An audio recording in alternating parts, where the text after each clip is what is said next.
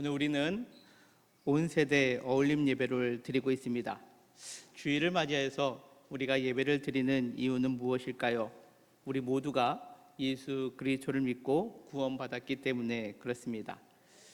예수 그리스도를 믿고 구원받는 사람, 그리하여 주일이 되면 이렇게 교회에 모여서 예배 드리는 사람, 우리는 이들을 그리스도인이다라고 그렇게 부릅니다. 오늘 성경에는 이 그리스도인이다라는 말이 처음 성경에 등장합니다. 오늘 우리가 함께 봉독한 사도행전 11장 26절에 있는 말씀인데요, 하반절입니다. 제자들이 안디옥에서 비로소 그리스도인이라 일컬음을 받게 되었다라고 그렇게 말씀합니다. 그 전에도 예수 믿는 사람이 있었습니다. 예수님이 12사도가 있었고요, 예루살렘에 예수님을 믿고 돌아온 수많은 사람들이 있었고, 또 우리가 계속해서 살펴본 것처럼 사마리아에도 예수 믿는 사람이 있었고, 요바에도 예수 믿는 사람이 있었고, 가이사라에도 예수 믿는 사람이 있었습니다. 그런데 유독 이 안디옥 교회에서 비로소 그리스도인이라 일컬음을 받게 되었다라고 오늘 성경은 말씀합니다. 그 많고 많은 사람들 가운데 안디옥 교회가 그리스도인이라는 이름을 처음 얻게 된 이유가 무엇일까요? 그리스도인, 이것을 헬라어로 따지면 크리스티아노스라는 단어를 쓰고 있습니다. 이거는 그리스도를 따르는 사람들, 그리스도를 닮은 사람들이라는 뜻입니다. 예수님을 믿는 사람을 일컬어 저 사람들은 예수님을 따르는 사람들이구나, 그리스도를, 예수를 닮은 사람이구나 라고 할 때 바로 그리스도인이라는 단어를 쓰게 되었다라는 겁니다. 특별히 오늘 설교의 제목처럼 이들이 그리스도인이라 일컬음을 받게 될 때 비로소 그리스도인이다 일컬음을 받았다라고 그렇게 표현되고 있습니다. 이 비로소라는 단어의 원뜻은 최초로, 첫 번째로 그리스도인이 되었다라는 그러한 말을 듣게 되었다라는 거죠. 수많은 사람 가운데 안디옥 교회는 어떻게 그리스도인이라는 말을 듣게 되었을까요? 사실 오늘날 우리에게 그리스도인이라는 표현은 많이 부정적으로 사용되기도 합니다. 그래서 그리스도인을 한자로 하면 기독교인인데, 그 기독교인을 폄하해서 쓰는 단어들도 요즘에는 많이 등장하는 것 같습니다. 그러나 오늘 안디옥 교회에 나타나 있는 이 그리스도인이라는 단어는 그런 부정적인 의미보다는 긍정적인, 저 사람들이 첫 번째로 그리스도를 닮은 사람들, 그리스도를 따르는 사람들이다라고 그렇게 불러지게 되었다라는 거죠. 그렇다면 세상 사람들이 보았을 때에 안디옥 교회 사람들이 그리스도인이라 불리게 되는 배경이 무엇이었느냐? 오늘 성경 25절, 26절에 이렇게 말씀합니다. 바나바가 사울을 찾으러 다소에 가서 만나매 사울이 예루살렘에 가서 제자들을 사귀고자 하나 다 두려워하여 그가 제자됨을 다 만나매라고 그렇게 성경은 말씀합니다. 먼저 오늘 성경 가운데 보면 이제 바나바와 사울이 만나는 장면이 기록되어 있습니다. 우리가 지난 시간에 지난번 하나님의 시간, 사울의 시간이라는 제목으로 말씀을 들을 때 잠시 언급한 적이 있습니다. 성경 속에서 사울이 이제 박해를 피해서 다소로 내려갔다라고 그렇게 표현된 것이 우리가 성경 말씀 속에서 보았죠. 그리고 나서 다시 사울이 등장하는 것이 오늘 우리가 함께 봉독한 사도행전 11장 25절에 있는 말씀입니다. 사울이 다소에서 무명의 시간을 보낸 시간은 지난번 말씀드린 것처럼 약 13년이라는 시간이 지났습니다. 그 13년의 시간이 지난 어느 날 이 안디옥에서 바나바가 다소까지 찾아왔습니다. 안디옥에서 다소까지의 거리는 약 230km 정도 떨어져 있는 곳이다 라고 그렇게 알려져 있습니다. 그리고 이 안디옥에서 다소까지 가기 위해서는 아마누스라는 산맥을 가로질러 가야 되기 때문에 그 길 또한 험난한 길이었음을 성경은 우리에게 나타내고 있습니다. 사실 바나바는 직접 가지 않아도 됩니다. 안디옥에서 사람들을 가르치고 또 양육하기를 하다 보면 편지를 써서 보낼 수도 있고 다른 사람 인편을 통해서 오라고 할 수도 있었는데, 바나바는 직접 그 사울을 찾아가 그를 만나게 되었고, 그와 같이 안디옥에 와서 사람들을 가르치기 시작하였을 때에 안디옥 교회가 비로소 그리스도인이 되었다라고 그렇게 성경은 말씀합니다. 그렇다면 바나바는 그 많고 많은 사람들 가운데 사울을 찾아 가서 그를 만나고 안디옥으로 데려왔을까요?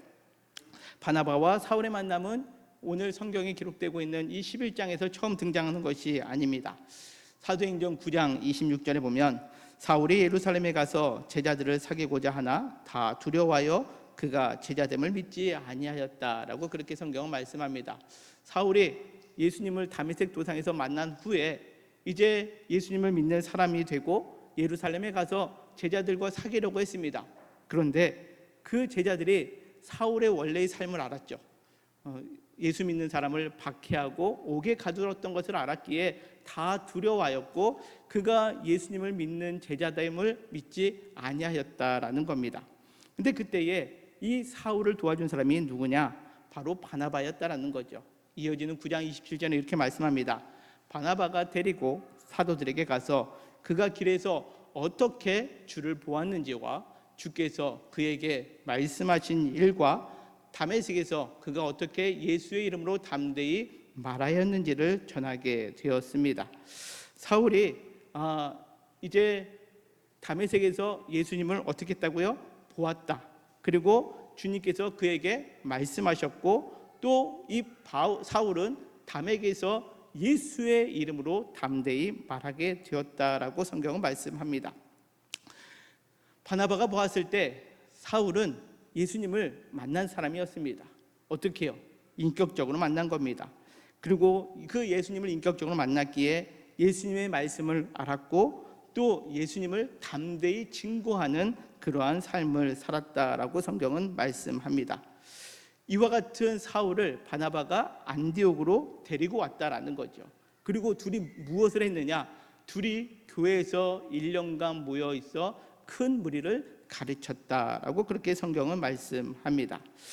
예수님과 만났던 이 바나바 그리고 사울이 또 이들이 그리스도 교회 안에서 만나게 되었을 때에 비로소 그곳에서 하나님 말씀을 가르치게 되고 그때에 그리스도인이라 일컬음을 받게 되었다라는 것을 의미합니다. 오늘 그렇습니다. 우리가 그리스도인이다라고 일컬음을 받게 되는 것은 어디서부터 시작되느냐? 인격적으로 그리스도를 만난 곳, 그리고 그 만남이 또 성도 간의 만남이 되고 그 성도 간의 만남이 또한 말씀을 가르치는 곳 가운데 있을 때에 바로 그 자리가 비로소 그리스도인이라 일컬음을 받게 되었다라는 거죠. 오늘날 우리는 그리스도인이다라고 불러지는 것을 매우 쑥스러워합니다. 어떤 이들은 처음에 말씀드린 것처럼 폄하해서 부르기도 합니다. 많이 부정적이 되었다라는 거죠. 왜 이렇게 부정적이 되었을까요? 그것을 오늘 말씀에 비추어 본다면 우리가 인격적으로 예수님을 만나기보다는 지식적으로 예수님을 만났기 때문 아닐까요? 우리가 그 예수님을 만난 사람들끼리 그리스도 안에서의 만남이 있어야 되는데 그리스도 안에서의 만남이 아니라 인간적인 만남으로 우리가 만나고 있기 때문에 아닐까요? 또 하나의 모습은 우리가 말씀을 배우고 또 말씀을 가르칠 때에 말씀을 배워야 되는데 내가 그동안 알고 있는 것 때문에 내가 들은 것이 있다라고 생각해서 말씀을 배우는 것에 우리가 소홀히 했기 때문 아닐까요? 오늘 우리가 이 한국 교회에서 이 그리스도인이다라는 이 단어가 매우 부정적으로 쓰여지고 있는데 사실 한국에 있는 기독교만큼 열심히 있는 기독교인들도 그리스도인들도 드뭅니다. 새벽 예배하죠, 봉사하죠. 또 여러 가지 일들 가운데 우리가 많이 헌신도 하고 이러한 모습 가운데 있음에도 불구하고 왜 그리스도인이 부정적으로 그렇게 불려지게 됐을까요? 우리가 때때로 말씀을 제대로 알지 못하기에 인격적으로 주님을 만나지 못하고 오늘 사울처럼 그 말씀을 제대로 알지 못하기에 때때로 한번 예수 믿는 것으로 족하다 여기기 때문에 예배 빠지지 않고 봉사하고 기도하면 된다라고 여기기 때문에 그렇다라는 겁니다. 그러나 오늘 성경은 말씀합니다. 그 바나바와 사울이 만나고 또 그 만남이 교회 공동체에서 이제 가르침과 배움이 있었을 때에 비로소 그리스도인이라 일컬음을 받게 되었다라는 겁니다. 그렇다면 이 바나바와 사울이 이 1년간 모여 큰 무리를 가르쳤다라고 그렇게 성경은 기록하고 있는데, 과연 바나바와 사울은 무엇을 가르쳤을까요? 바울이 쓴 여러 가지 성경 가운데 로마서 안에 보면 이 사울이 예수님을 만난다라는 것, 그리고 예수님을 만나 신앙생활한다라는 것을 말씀 가운데 기록된 부분들이 있습니다. 첫 번째, 그 예수님을 인격적으로 만나고 내가 믿음의 길을 걸어간다라는 것이 무엇이냐? 첫째는 내가 죽을 수밖에 없었던 죄인임을 고백하는 것부터 시작된다라는 거죠. 우리는 하나님으로부터 벗어나면 자유롭다라고 생각을 했었습니다. 그러기에 하나님을 떠났죠. 그러나 하나님을 떠났다라는 그 자체가 죄가 되었습니다. 그 죄로 인하여 우리는 생명의 근원 되시는 하나님을 떠났기에 사망에 이를 수밖에 없는 그러한 존재가 되었던 것, 이것이 바로 성경에서 말하는 죄의 모습입니다. 이것을 로마서 5장 12절은 이렇게 말씀합니다. 그러므로 한 사람으로 말미암아 죄가 세상에 들어오고 죄로 말미암아 사망이 들어왔나니 이와 같이 모든 사람이 죄를 지었으므로 사망이 모든 사람에게 이르렀다라고 성경은 말씀합니다. 하나님 앞에 우리가 하나님을 떠난 순간 죄인이 되었고 그 죄가 바로 우리 모두가 사망에 이르게 되었다라는 것을 의미합니다. 우리가 오늘 말씀처럼 내가 죽을 수밖에 없었던 죄인이라는 것을 알게 되고 고백하는 것, 이것이 우리가 말씀 속에서 배우고 알아야 되는 것들이 되어야 합니다. 여러분들은 죄인이십니까? 우리는 하나님 앞에 하나님을 떠난 죄인입니다. 그러기에 우리가 누구를 정죄할 수 있겠습니까? 예수님을 만난 사람은 바로 내가 예수님 앞에 죄인임을 알기에 우리는 계속해서 겸손해질 수밖에 없게 된다라는 거죠. 다음으로 우리는 말씀 속에서 무엇을 알아야 되겠습니까? 예수님의 십자가 은혜를 믿어 영원한 형벌에서 면제되었다는 확신을 갖는 것, 이것이 우리가 말씀 속에서 배워야 하는 겁니다. 로마서 5장 17절 18절에 이렇게 말씀합니다. 우리 같이 한번 읽겠습니다. 시작. 한 사람의 범죄로 말미암아 사망이 그 한 사람을 통하여 왕노릇하였은즉 더욱 은혜와 의의 선물을 넘치게 받는 자들은 한 분 예수 그리스도를 통하여 생명 안에서 왕노릇하리로다. 그런즉 한 범죄로 많은 사람이 정죄에 이른 것 같이 한 의로운 행위로 말미암아 많은 사람이 의롭다 하심을 받아 생명에 이르렀느니라. 아멘. 그렇습니다. 한 사람, 아담의 범죄함으로 인하여 사망이 모든 사람에게 들어왔지만 한 사람 의로운 행동, 즉 예수 그리스도의 십자가 그 사건을 통해서 많은 사람이 의롭다 하심을 받고 생명에 이르게 되었다라는 겁니다. 우리가 예수 그리스도께서 하나님의 아들 되시고 우리를 위하여 십자가에서 달려 돌아가신 것을 여러분들 믿으십니까? 그렇다면 우리는 죄인으로 사망의 존재가 아니라 오늘 로마서 5장 18절에 있는 말씀처럼 이 한 의로운 행위, 예수 그리스도의 십자가의 행위로 말미암아 그것을 믿을 때에 많은 사람이 의롭다 하심을 받고 생명 가운데 거하게 되었다라는 거죠. 우리가 예수 그리스도께서 그 십자가의 죽으심이 나를 위한 죽으심을 믿는 자들에게는 나는 죄로 인하여 사망 가운데 거하는 존재가 아니라 예수 그리스도를 통하여 의로우심을 받아 생명에 이르게 됨을 여러분들 오늘 이 시간 믿음으로 확신하시기를 주님의 이름으로 간절히 축원합니다. 자, 다음으로 우리가 기억해야 될 것이 있다면, 그러면 이제 우리는 어떻게 삶을 살아가야 될까요? 이제는 내가 하나님이 나를 예수 그리스도를 통하여 죄 가운데 떠나게 됐고 생명 가운데 거하게 해줬다는 확신이 있다면, 이제는 우리는 과거의 삶, 죄악된 삶, 하나님을 떠나는 삶을 벗어버리고 오직 주님을 따르는 결단을 행해야 한다는 겁니다. 이것을 로마서 6장 15절은 이렇게 고백합니다. 같이 한번 읽겠습니다. 시작. 그런즉 어찌하리요? 법 아래에 있지 아니하고 은혜 아래에 있으니 죄를 지으리요? 그럴 수 없느니라. 아멘. 그렇습니다. 이제 우리가 하나님의 은혜로 우리는 사망 가운데 거하는 존재가 아니라 생명 가운데 우리가 생명 가운데 있게 되었기에 이제는 더 이상 죄의 법 아래에 있지 않기 위하여 하나님의 은혜 안에 있게 있으니 이제는 죄를 더 지을 수 없습니다라는 그러한 결단을 가지게 되어야 한다라는 거죠.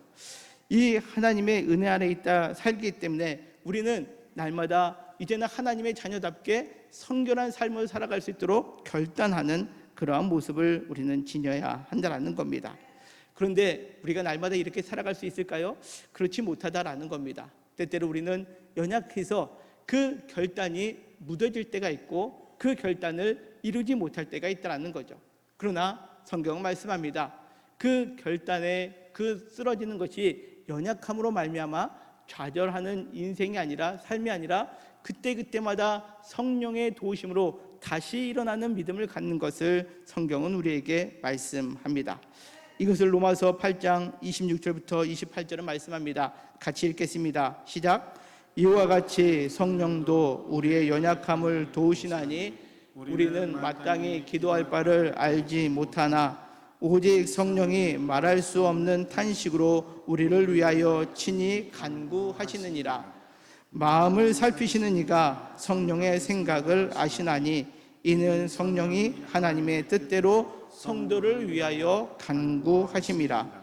우리가 알거니와 하나님을 사랑하는 자 곧 그의 뜻대로 부르심을 입은 자들에게는 모든 것이 합력하여 선을 이루느니라. 아멘. 그렇습니다. 이제 우리가 고백할 수 있는 것은 그래요, 나는 연약합니다 입니다. 그리고 그 연약함을 하나님은 그냥 방치해 두시는 것이 아니라 성령님을 통해서 우리를 강하게 고쳐주실 것이다 라는 믿음을 갖고 살아가는 것이 필요하다라는 거죠. 그래서 성령님을 전적으로 신뢰하게 되고 성령님을 전적으로 의지하게 되면 우리가 연약함으로 넘어지는 인생이 아니라 이제는 성령님께서 우리를 도와주셔서 우리가 간구할 때에 우리를 통하여 부르심을 입은 자로서 모든 것을 합력하여 선을 이루어 가신다라고 성경은 약속하고 있습니다. 그러기에 우리가 말씀을 통해서 나를 보게 되고 예수님을 지속적으로 만나게 될 때 어떻게 됩니까? 내가 죄인임을 고백할 때마다 우리는 겸손해질 수밖에 없습니다. 내가 은혜 받은 자라고 되면 우리는 감사할 수밖에 없는 거죠. 내가 하나님의 자녀로 살아가려고 결단할 때마다 우리는 성결한 삶으로 나아가는 것이고요. 그러나 내가 연약하지만 그때마다 성령의 도우심을 믿기에 우리는 더욱더 주님만을 의지하는 삶을 살아가게 되는 것을 의미합니다. 이럴 때에 그 안디옥 교회 성도들이 비로소 그리스도인이 되었다라는 것을 의미합니다. 사랑하는 성도 여러분, 여러분들 하나님 말씀을 얼마나 많이 배우려고 힘쓰고 계십니까? 오늘 말씀을 준비하면서 우리 성도님들이 올 가을에는 말씀을 많이 배웠으면 좋겠다라는 그 마음을 품고 기도하게 되었습니다. 그래서 우리 교회가 특별히 안디옥 교회처럼 우리가 모일 때마다 만남을 이루어갈 때마다 예수 그리스도의 인격의 그 은혜를 기억하며 모두가 말씀 가운데 배우고 그 배움 속에 우리 모두가 겸손해지고 감사하게 되고 성결하게 되고 전적으로 성령님을 의지함으로 인하여 안디옥 교회 성도들처럼 비로소 그리스도인이 되어가는 우리 모든 성도님들 되시기를 주님의 이름으로 간절히 축원합니다. 자, 이와 같은 그리스도인의 모습을 가르칠 때 배울 때에 어떻게 이어져 나가고 있느냐? 27절은 이렇게 말씀합니다. 그때에 선지자들이 예루살렘에서 안디옥에 이르니라 라고 그렇게 말씀합니다. 안디옥 교회 사람들이 비로소 그리스도인이라 일컬음을 받았던 그때에 이제 또 하나의 사건이 등장을 합니다. 어떠한 사건이 등장하느냐? 28절에 보니까 아가보라 하는 사람이 일어나 성령으로 말할 때에 천하에 큰 흉년이 들 것이다 라고 그렇게 말합니다. 그 흉년에 예루살렘 교회도 큰 흉년으로 인하여 어려움을 겪게 되는 것을 알게 됩니다. 그때에 이 안디옥 교회 성도들은 어떻게 합니까? 제자들이 각각 그 힘대로 유다에 사는 형제들에게 부조를 보내기로 작정했다라는 거죠. 여러분들, 유다 땅은 그 기독교의 본 고향입니다. 예수 그리스도께서 태어나셨고 본 고향인데 이 본 고향을 향해서 안디옥 사람들이 이제는 역으로 그들을 돕기로 그들은 작정했다라고 성경은 말씀합니다. 세상에서 보았을 때는 어떻습니까? 예루살렘 교회, 유다에 속한 교회가 안디옥 교회를 도와야죠. 그죠? 그러나 이 안디옥 교회가 비로소 그리스도인이 되었을 때에 오히려 이 안디옥 교회 사람들이 예루살렘과 유다를 향하여 부조하기로 작정했다라는 것을 성경은 말씀합니다. 어떻게 그것이 가능합니까? 그들이 비로소 그리스도인이 되어서 그들이 죄인임을 알기에 겸손했고, 그들이 하나님의 은혜를 알기에 감사했고, 또 그들이 그리스도인답게 살기로 결단할 때마다 성결한 삶을 살아가고, 연약할 때마다 하나님을 전적으로 의지함으로 말미암아 성령께서 선하게 인도하심을 경험했기 때문에 그렇다라는 거죠. 그리스도인이라는 것, 단지 예배를 잘 드리고 또 봉사를 열심히 한다라고 해서 그리스도인이다라고 하는 것이 아니라, 오늘 예배석 교회의 모습을 보면서 나는 그리스도인으로 어떠한 모습을 살아가는가, 예배의 자리, 우리가 예수 그리스도를 믿어서 구원받았기에 예배드리는 것은 당연합니다. 그러나 그 당연함이 아니라 삶 속에서 내가 겸손함으로, 또 감사함으로, 또 하나님께서 주신 성결함으로, 또 성령님만을 의지하는 그 믿음의 결단을 가지고 날마다 이루어갈 때에, 그때에 어려움을 당한 자에게 우리는 서슴지 않고 그들을 돕는 이 안디옥 교회의 모습이 우리의 모습이 될 수 있음을 여러분들 기억하시기를 바랍니다. 그때에 오늘 30절은 또 이렇게 성경은 말씀합니다. 이를 실행하여 바나바와 사울의 손으로 장로들에게 보내니라 라고 그렇게 성경은 말씀합니다. 자, 30절을 보면 이를 실행하여 바나바와 사울의 손이다 라는 표현을 쓰고 있습니다. 사실 이 구절은요, 이렇게 바꿀 수 있습니다. 이를 실행하여 바나바와 사울을 장로들에게 보내니라 라도 되죠. 이 손으로라는 표현이 굳이 쓰지 않아도 됩니다. 그런데 오늘 유독 이 30절에서는 바나바와 사울의 손으로 장로들에게 보냈다라고 그렇게 표현되고 있다라는 거죠.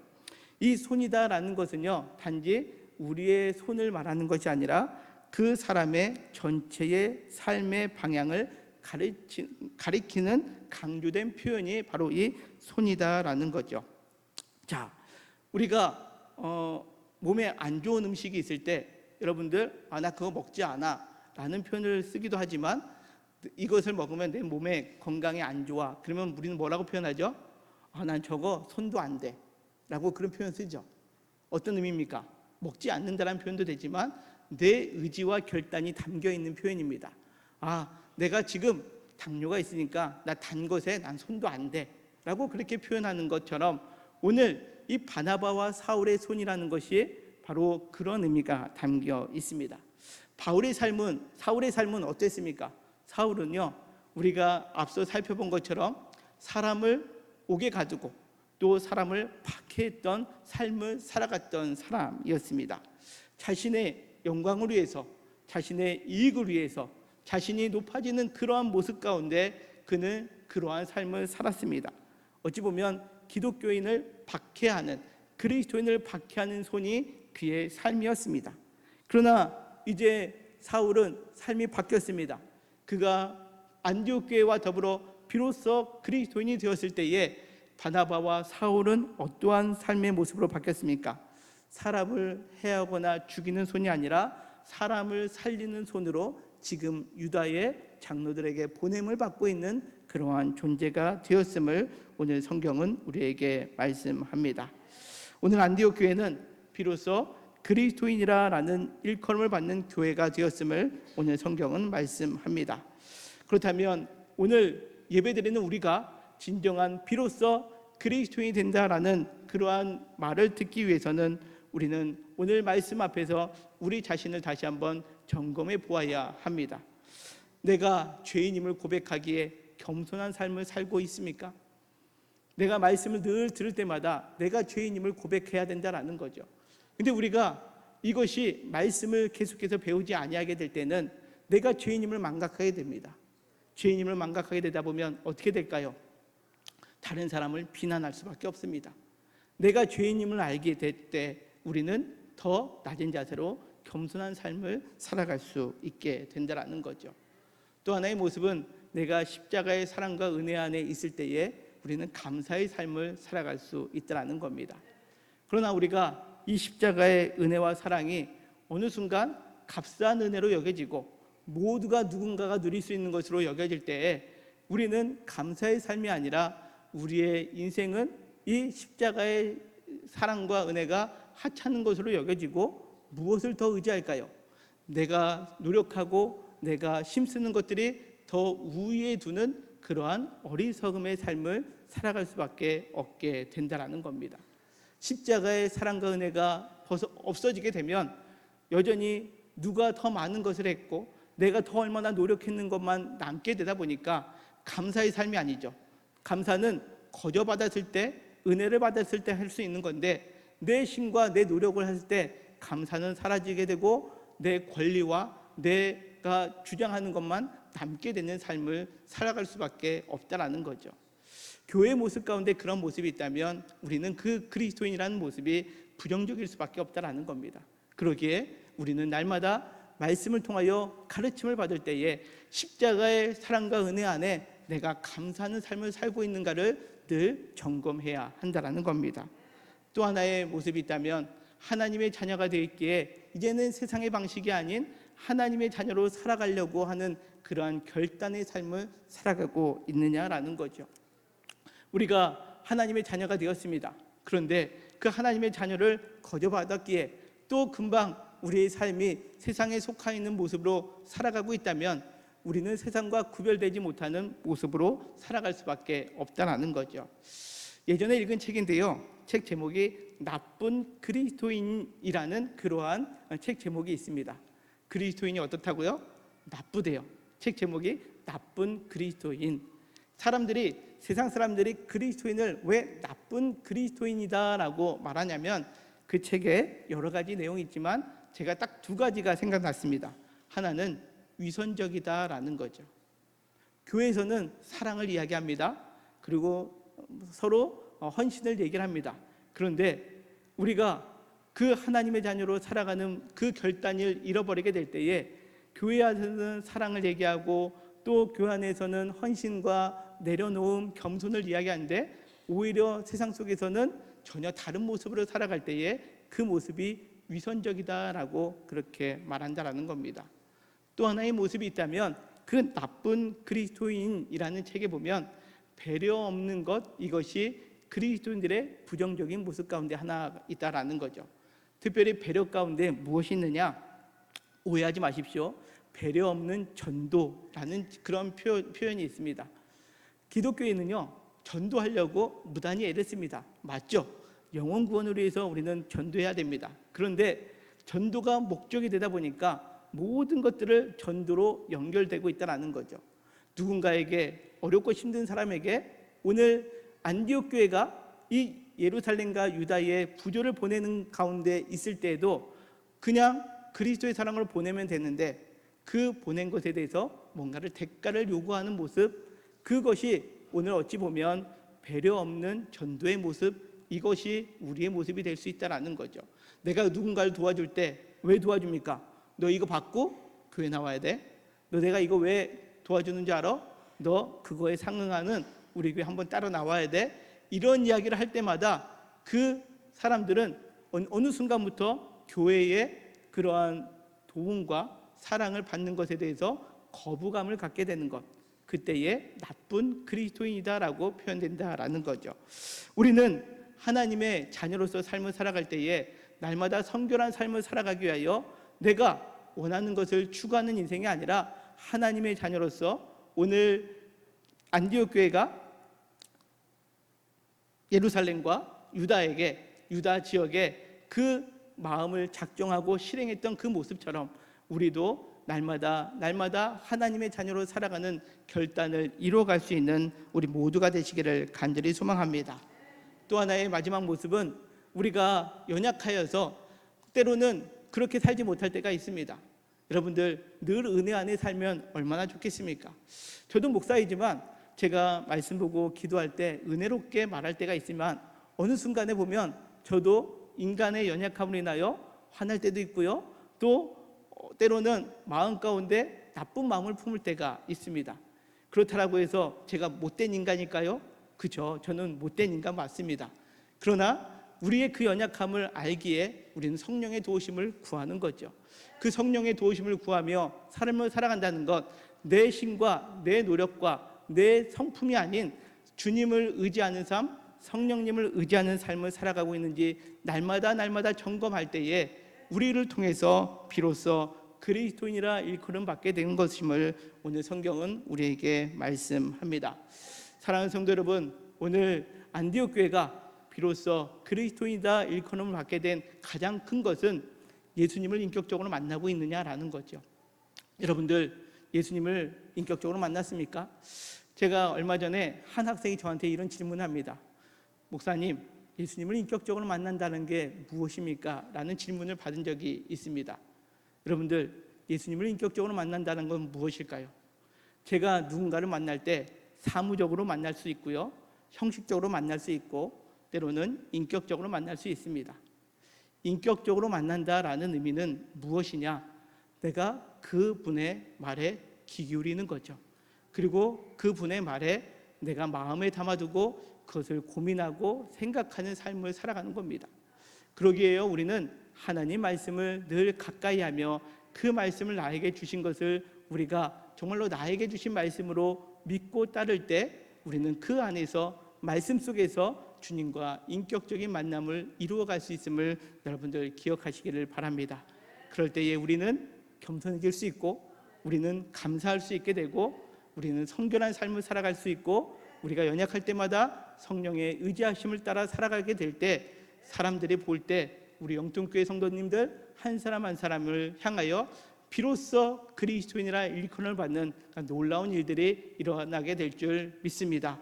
우리 모두가 오늘 이 안디옥 교회의 모습을 기억하며 우리 모두도 그리스도를 인격적으로 만나고 또 그 그리스도 안에서 우리 만남을 이루어갈 때마다 말씀을 가르치고 배울 때마다 생명의 능력이 넘쳐나는 우리 귀한 교회 되시기를 주님의 이름으로 간절히 축원합니다.